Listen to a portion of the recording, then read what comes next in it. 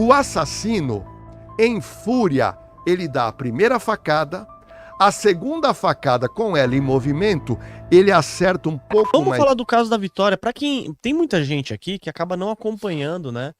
Esse caso da Vitória. O que aconteceu com ela? Você pode resumir e depois contar os... Vamos lá. Tudo começa no dia 26 de fevereiro deste ano, 2025. Então imagina uma moça humilde, que tem uma família muito humilde. Eles moram numa zona rural da cidade de Cajamar, que é a Grande São Paulo. Então essa moça, trabalhadeira, 17 anos, quer ter o dinheirinho dela, e ela não tem emprego em Cajamar. Cajamar é uma cidade muito rural. Ela vai o quê? Para o centro de Cajamar, onde tem um shopping. Essa moça trabalhava numa padaria, com 16 para 17 anos, ficou na padaria, se não me engano, 8 meses, depois ela consegue um emprego um pouco melhor no shopping, num restaurante do shopping de Cajamar. No dia 26 de março deste ano, ela termina o trabalho dela e ela sai andando do shopping 22 horas até um ponto de ônibus. Nesse trajeto aparecem algumas pessoas, tem imagens disso, até no meu canal já tem história completa, se você quiser assistir. E aí, ela pega o primeiro ônibus, ela desce, pega um segundo ônibus, e aí ela manda uma mensagem para uma amiga dela. Ela falou, olha, tem 2 homens aqui dentro desse ônibus, estão olhando muito para mim, eu tô com medo. Nossa, ela já mandou, já avisou. Então imagina, uma menina de 17 anos, voltando para casa, já era 11 e pouco, Meu Deus. e ela tem que descer nesse segundo ponto, Luan, e ela tem que andar 1 quilômetro numa estrada escura de terra. Meu Deus do céu. Não é nem o fato de ser mulher ou homem sozinho, você já ficaria com medo, mas ela enfrenta isso diariamente. Diariamente. Para ganhar o seu dinheiro honestamente. Bom, ela desce nesse segundo ponto. Esses 2 homens que ela suspeitava continuam no ônibus. E aí ela se alivia. Ah, putz, tá de boa, né? Ela se alivia, ela manda uma mensagem para a amiga exatamente às 23h06. Ela dizendo, olha, tá tudo ok. Tô indo embora para casa descansar. E ela tá andando sozinha nessa estrada. Só que ela não chega por volta de meia-noite, que era o horário que ela chegava em casa. Ela ainda ficava uns 20 minutos andando. E aí o pai, a mãe e a irmã esperam mais um pouco. 00:30, 1h, a minha filha não chega em casa. Nossa. Eles pegam o celular e fazem o quê? Ligam para ela. Ligam para ela o telefone desligado. Bom, mas será que acabou a bateria? Pode ser.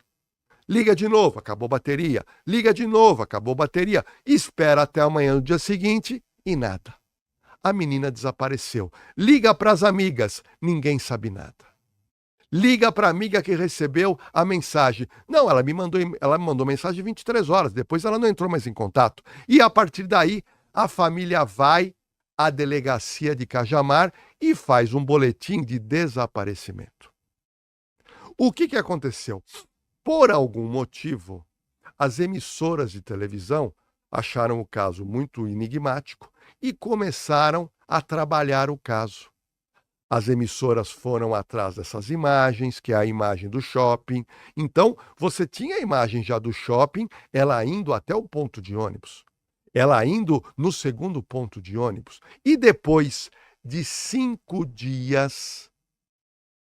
Então, depois de 7 dias do desaparecimento, o corpo dela é encontrado em Cajamar. É nessa estradinha ou não? Em outro Não, lugar? mais para frente. Daqui a pouco eu vou colocar você na cena do crime, que eu vou contar como ela foi desovada no matagal. E o mais curioso dessa história é que ela já estava, a gente chama na parte de medicina legal, quando a pessoa ela falece, ela começa a apodrecer, assim como a fruta. A fruta, depois que atinge um certo grau, ela começa a apodrecer. E o ser humano, a gente chama na medicina legal, que é o estado de putrefação. Então, ao invés de falar apodrecimento, a gente fala putrefação. E no estado de putrefação, e naquela época estava fazendo muito calor em São Paulo, o corpo foi encontrado praticamente irreconhecível. Irreconhecível naquele momento. 7 dias. Nossa. Eu tive acesso, uma pessoa que esteve lá, tirou uma foto e me mostrou essa foto. O rosto é irreconhecível.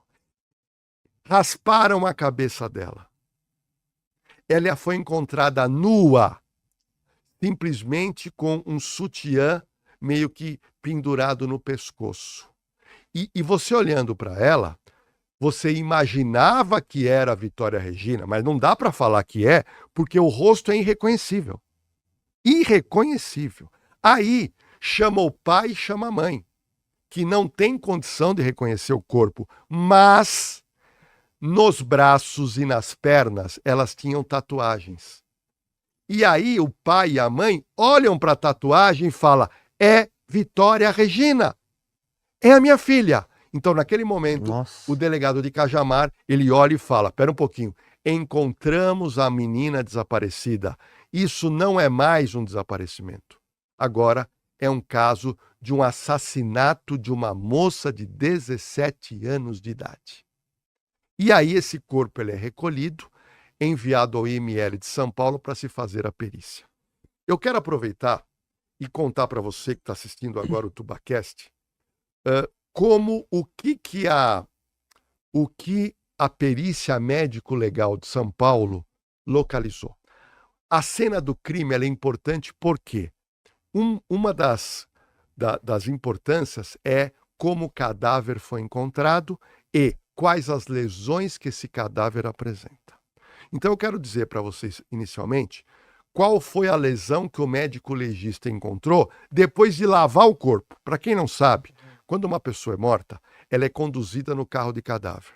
O carro de cadáver vai para o IML daquela localidade. A primeira coisa que se faz, depois de tirar a fotografia, é a lavagem do corpo para o médico legista observar as lesões. Ferimento, tudo. Ferimento. E cada lesão, o médico vai colocando no papel, porque depois ele vai mandar para o delegado todas as lesões encontradas. Algumas lesões, só para você ter uma noção, o corpo tem que passar pelo raio-x.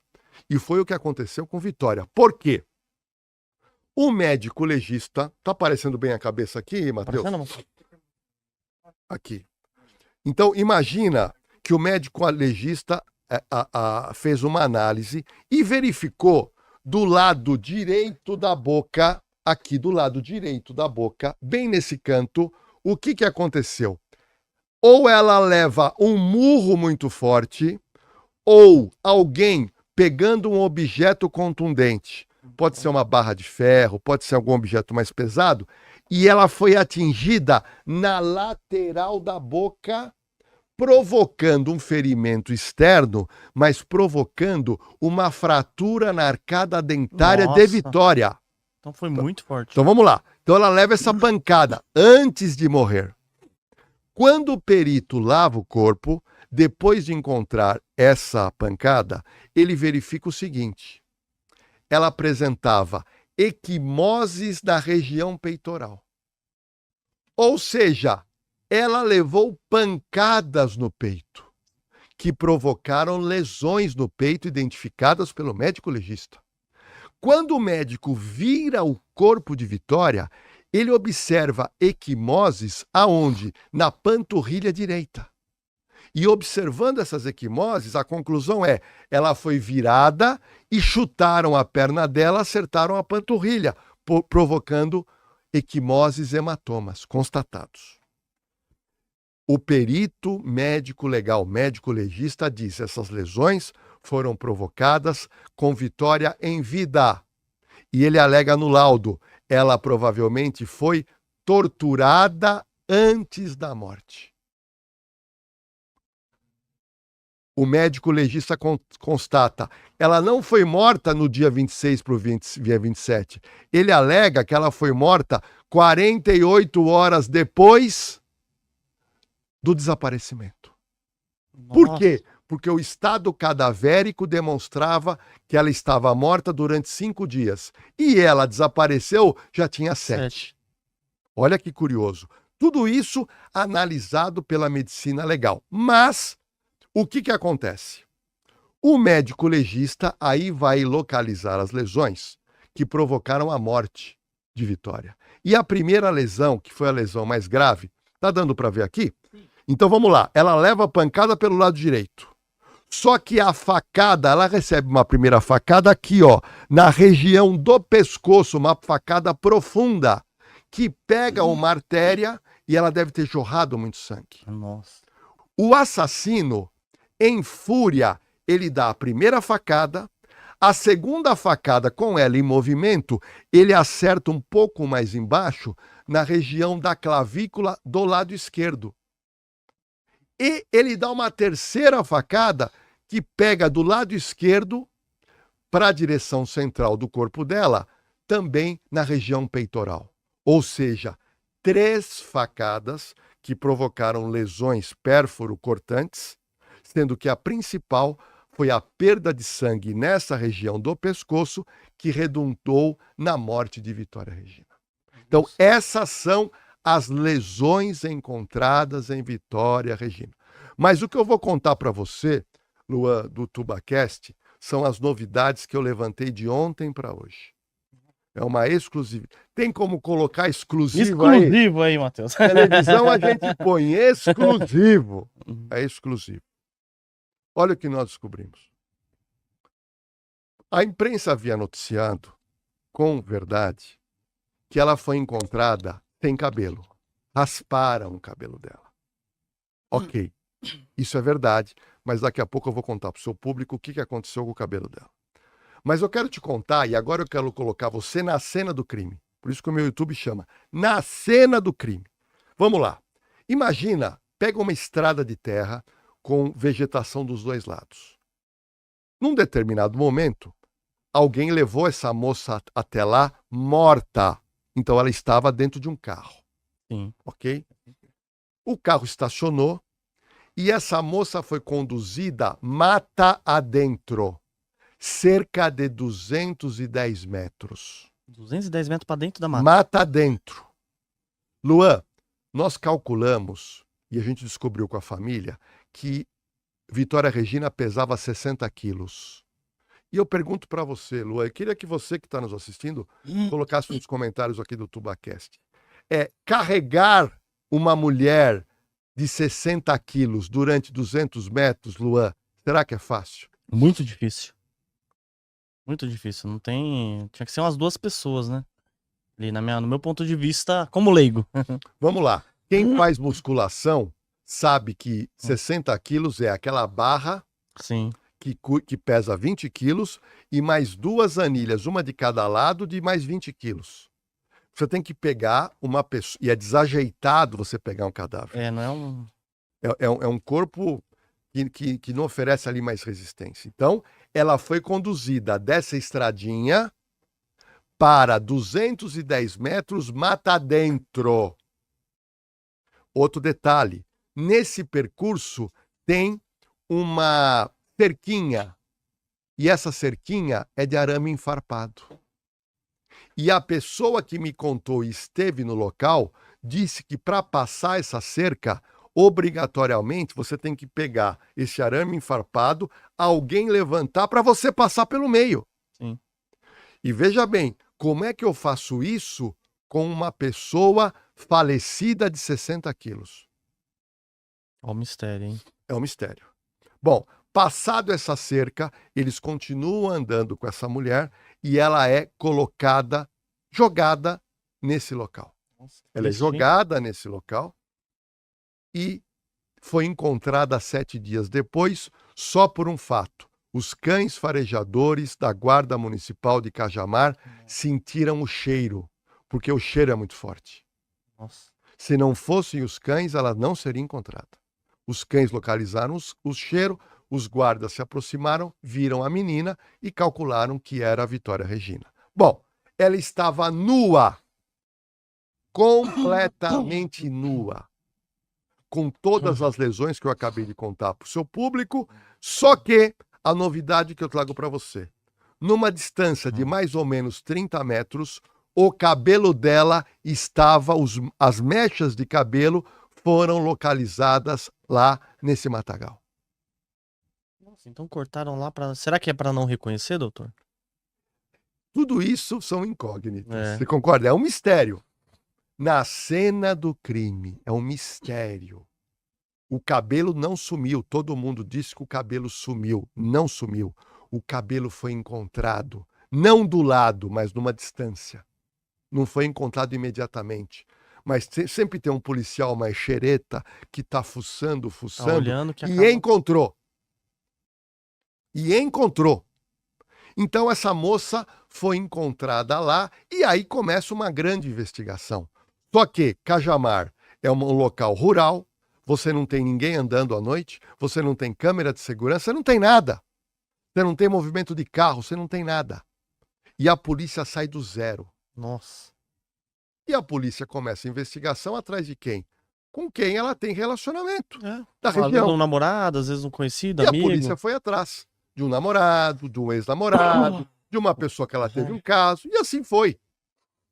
E a polícia está lá batendo cabeça, tentando esclarecer esse crime, quando em dado momento a polícia chega num homem chamado Michael, que mora lá naquela região.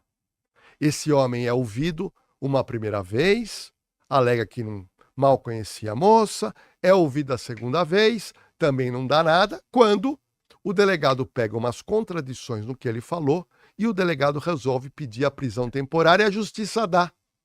E a justiça dá, leva ele para a delegacia, ele com 3 advogados, negou o crime. Negou o crime. Com 3 advogados já. Negou o crime. Só É que, normal, doutor, aparecer com 3 advogados assim? olha, a minha experiência em televisão diz o seguinte, casos de mídia, geralmente advogados se apresentam para trabalhar de graça. Ah, não sabia. Por quê? Porque tem muita notoriedade. Entendi. Tá? Então as pessoas se apresentam. Eu fiz vários casos na Rede TV e a gente percebia que a pessoa era pobre e com bons advogados. Então a única conclusão que a gente chega é que as pessoas foram apresentadas e pegaram o caso. Mas não sei se ele está pagando, não sei como é que é, mas ele tem 3 bons advogados. Só que o delegado fez a apreensão do celular de Michael. Da apreensão do celular de Michael. E dentro do celular de Michael, o que aconteceu? A polícia investigando, ela descobre uma coisa muito interessante. Ele tinha 2 anexos de fotos. Num dos anexos, tinha mais ou menos 20 fotos da Vitória Regina. Nossa, tinha um arquivinho dela. Um arquivo. Que ele tirou da onde? Do Instagram. E um outro arquivo, ele tinha fotos também tiradas do Instagram de mulheres com o mesmo perfil de Vitória, mas não era Vitória. A polícia achou muito estranho. E o delegado já começa a imaginar que pode se tratar de um stalker, que é o perseguidor. Que às vezes é o tarado perseguidor. E aí, o Michael está preso. E a polícia aguardando os laudos. E esse primeiro laudo foi um laudo que eventualmente o incriminou. Se não incriminou, faz com que ele tenha que se explicar por essas fotos. Muito, né? Só que, recentemente, o Michael, ele chega para o delegado e fala, eu quero confessar o crime. De uma hora para outra, ele preso, negando até aquele momento, ele fala que quer confessar, só que ele quis confessar, já era tarde da noite, os advogados foram embora da delegacia, não estavam presentes, o delegado Fábio de Cajamar chama uma advogada para acompanhar, para ter a lisura do interrogatório, e ele faz uma confissão, e a confissão está aqui, ó. Essa é a confissão do Michael. Essa daí é a confissão. Essa é o que ele falou para o delegado. Ele conta e ele confessa que mata Vitória Regina dentro do carro dele, que é um Corolla antigo prata. E aí o delegado pergunta, mas por que você matou Vitória Regina? Não, eu tive um caso com ela durante 1 ano e meio. Eu tive um caso com ela. E aí ela começou a me chantagear, dizendo que ia contar para minha esposa, porque ele mora com uma mulher. E ele alega que esse foi o problema. E o Michael alega que naquela noite ele viu no Instagram dela que ela estava voltando do serviço, ele pega o Corolla de cor prata, ele começa a perambular naquele horário que ela chegava, não encontra ela no ponto de ônibus e indo embora vê ela andando sozinha. Aí ele conta aqui no interrogatório, conta ele que está dizendo, que ele para o carro e manda ela entrar. E ela entra. E eles começam a conversar. E ele fala para ela, olha, eu tô com temor que você vai contar para minha mulher. E ele alega que começou uma briga e que ela avança em cima dele. E que nesse momento ele perde o controle, pega uma faca que estava no console do carro e dá essas 3 facadas na mulher. O que ele fala no depoimento? Ele dá as 3 facadas, se desespera. Pega o carro, vai para casa. Para o carro em frente à casa, a mulher dele, ninguém sabe por quê, a mulher estava na casa da mãe, ou seja, não tinha ninguém na casa. E a mulher confirmou esse... Confirmou, ela não estava lá. E aí ele retira Vitória Regina morta dentro do carro. Segundo ele, já estava morta aí. Morta. Abre o porta-mala, carrega a Vitória Regina e joga dentro do porta-mala.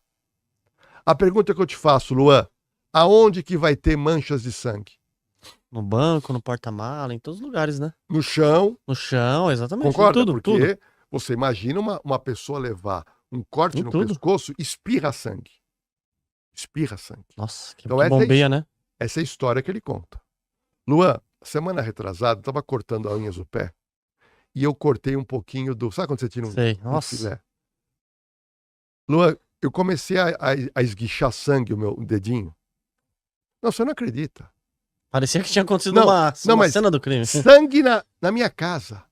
E aí eu peguei um papel higiênico com um pouquinho de água e eu coloquei para estancar. Não estancou. Caramba. Aí eu peguei gelo, não estancou.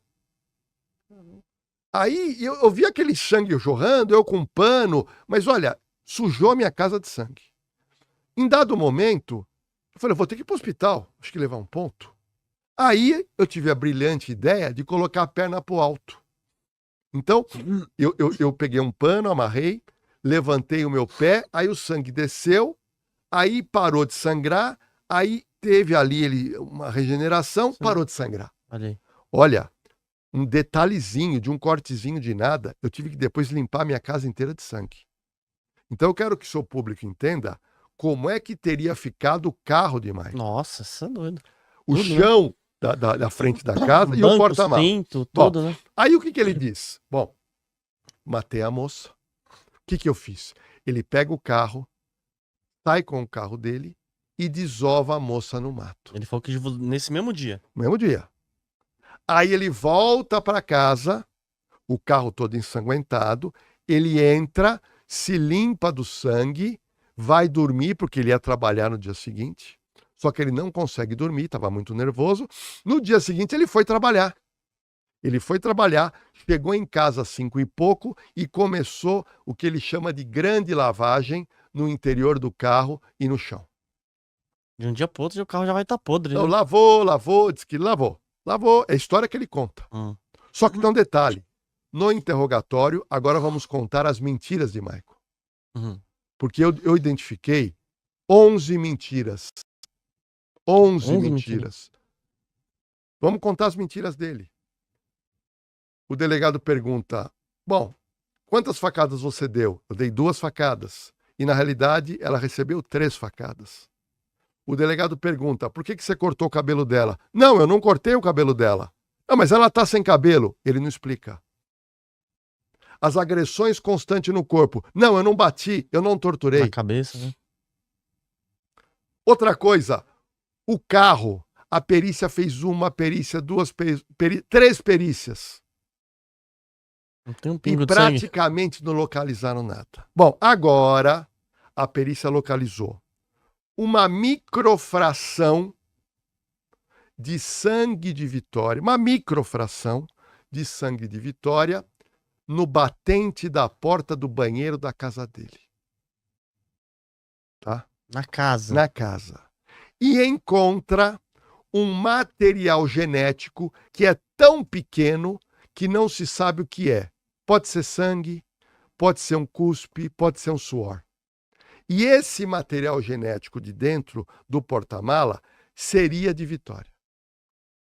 Só que a própria polícia entende que se ela tivesse sido morta dentro do carro e colocada na Nossa. perícia, teria muito sangue ali, mesmo você limpando. Verdade. Não tem como você fazer uma limpeza num local de sangue. Não tem. Só se for um local muito liso. Eu vou te dar um exemplo. Aqui no podcast do Tubacast, eu estou vendo que você tem aqui esse piso laminado. Sim. Ele aparentemente ele é liso.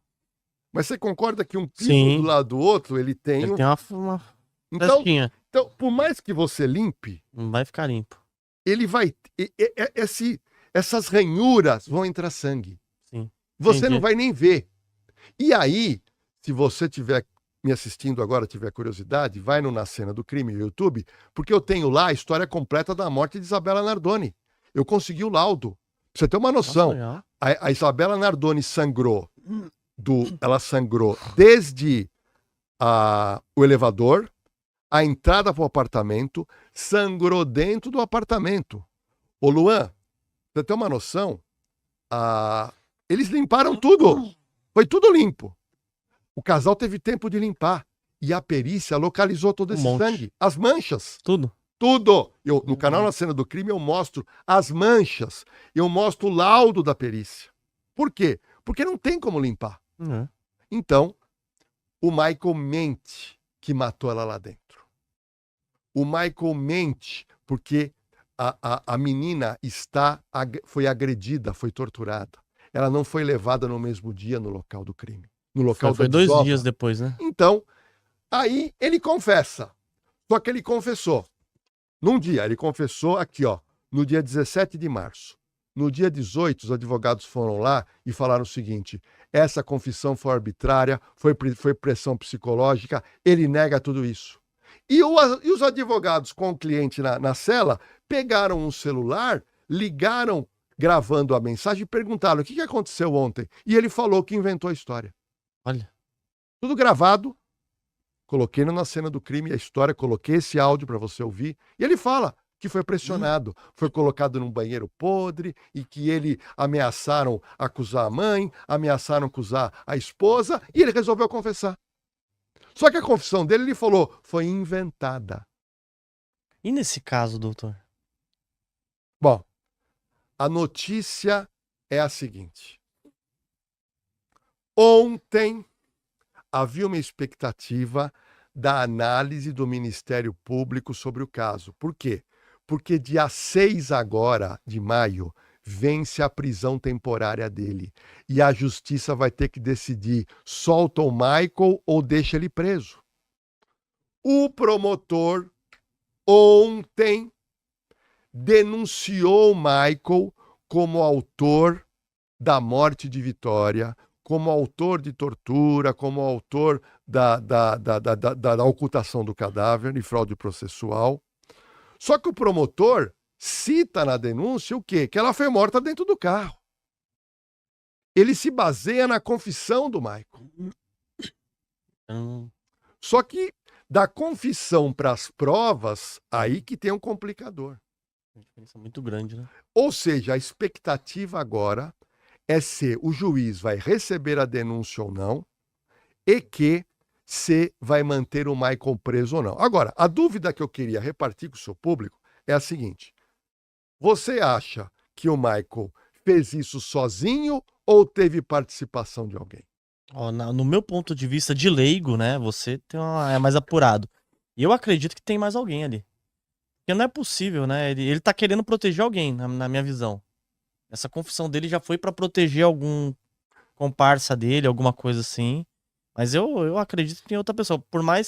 Por conta também das pancadas, né? Que um recebeu uma, depois das facadas. Então, o delegado do caso, pelas provas que levantou, diz o seguinte: ele cometeu o crime sozinho. O delegado conseguiu chegar nessa conclusão. A conclusão do delegado, Dr. Fábio. O promotor vai na do delegado. Não, ele cometeu o crime sozinho. Mas o promotor falou o seguinte: pode ser, olha que curioso, pode ser que depois da morte ele contou com a ajuda de alguém para desovar a moça. É possível, né? E aí o promotor manda o delegado estar ao outro inquérito para tentar descobrir se tem essa segunda pessoa ou não. Então, o caso é entroncado, as provas são poucas coisas, você tem muita dedução, né? Que você cria o que pode ter acontecido, e agora, nos próximos dias, todo mundo está nessa expectativa. Primeiro, o juiz vai aceitar a denúncia do promotor ou vai falar não? Por enquanto, eu acho que não tem prova para aceitar a denúncia. Ou, não, eu aceito a denúncia. Aí ele vai ter que analisar o pedido do promotor e do delegado. Vai converter a prisão temporária em prisão preventiva ou não? Vai soltar para ele responder em liberdade ou não? Essa é a pergunta da semana que vem. Os advogados do Michael já estão pedindo a anulação da confissão e pedem a liberdade de Michael, alegando que ele é inocente. Olha que caso entroncado é o caso Vitória. Muito, né, doutor? E quando você começa a analisar tantas provas assim, é um trabalho muito grande. Igual você falou, tudo que você puxou aí, você puxou mais do que o promotor que tá no caso, né? Que pegou e fez a denúncia. Aí, sei lá, às vezes um trabalho todo desse daí pode ser jogado fora, né? Olha, o trabalho do delegado de polícia é muito difícil e digo mais, não é sempre que você esclarece. Tem crime que você não consegue esclarecer. Tem crime que você sabe que a pessoa não tem prova. Caramba. O doutor Fábio, o inquérito policial dele, 650 páginas. Nossa. Meu amigo, não é brincadeira que esse homem trabalhou. Só que você tem que reunir um volume de provas e imputar a alguém essa autoria. Então, a discussão de alguns advogados dizem não tem prova contra o Michael. Outros dizem não, tem um pouco de prova. Agora, esse pouco de prova é suficiente para condená-lo futuramente ou não? Então, tudo isso é, entre aspas, a beleza do direito criminal, que agora vai ser uma disputa entre a acusação, que é o promotor, mais o advogado, assistente de acusação, Dr. Fábio Costa, que é o advogado da família, e os 3 advogados de Michael. Vai ter um duelo jurídico para um lado querendo provar que é o Michael e o outro lado dizendo não, vocês estão cometendo um erro grotesco. Vocês estão colocando na cadeia um inocente. Ou seja, nada está resolvido e agora cada dia vai aparecendo mais provas, vão aparecendo mais detalhes, mas o que está me intrigando é, ele vai continuar preso ou não? Invista em prata com a Real com o U no final. Dentro da plataforma você pode escolher quantas gramas você quer comprar, o preço máximo que você quer pagar. Assim você vai estar investindo diretamente num dos ativos que tem mais potencial de crescer, porque a prata ela é utilizada em painéis solares, indústria química, indústria farmacêutica, indústria automotiva, equipamentos eletrônicos. O celular que você está usando, provavelmente ele está cheio de prata dentro, e você pode ganhar com um dos ativos que mais tem potencial de valorizar. Para analisar ações, BDRs, fundos imobiliários, acesse a plataforma do Investidor 10, inclusive para você gerenciar a sua carteira, saber quanto de dividendos você vai receber. Inclusive, eu deixei a carteira da minha filha, a Laurinha, ela tem 3 anos e já invisto para ela. Todos os ativos tá no link aqui embaixo.